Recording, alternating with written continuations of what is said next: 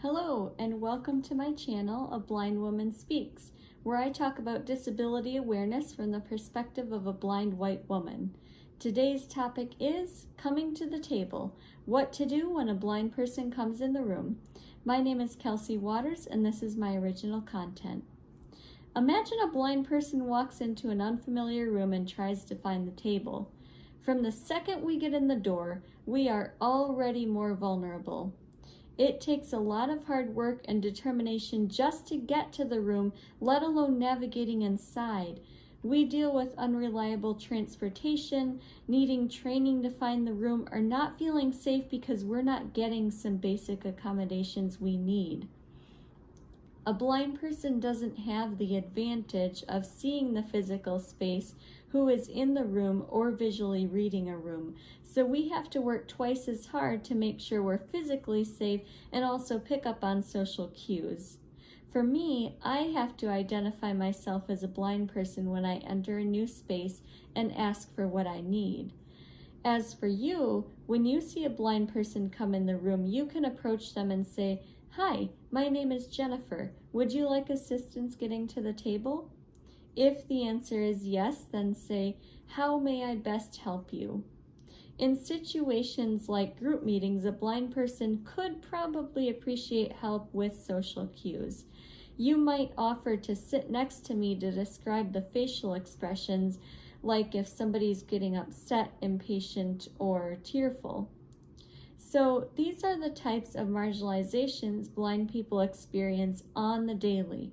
However, I do have to acknowledge that I am white, and my white skin gives me unearned privileges that non-white blind people do not have. Here are a few examples. Blind black people have more marginalized identities.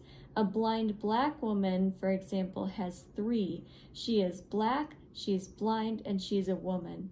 A black blind person can't always count on being welcomed and accepted, even when asking for help. Let's say somebody unexpectedly grabs the blind person's arm.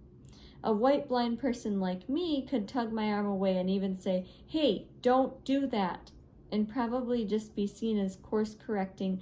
But a black blind person who offers pushback or critique, even after being mishandled, will more likely be seen as rude. A blind person who speaks another language has to deal with verbal communication barriers that make it more difficult for them to ask what they need.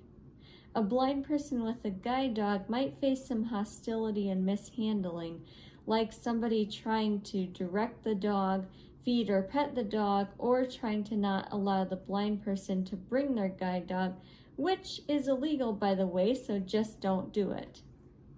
The guide dog is there to keep the blind person safe, so if you do anything with the dog without the blind owner's permission, you are literally putting them in danger. A blind person with multiple disabilities has to work even harder to be able to participate. A blind person who is economically disadvantaged may not have all the resources they need to participate fully, like mobility services to learn the way around the room, the technology to read or engage, and professional support for the cumulative trauma of facing social oppression every day. As you can see, the more layers of oppression a blind person has, the harder it is to get in the room. Hopefully this video gave you a general idea of some things that you might not have known or thought about before. Remember, your heart can never be too open. So let's open our hearts and our minds together.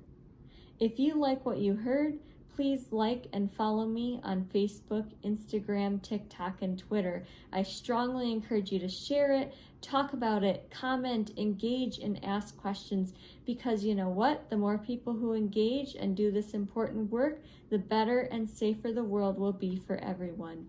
Until next time, stay tuned for more videos from A Blind Woman Speaks.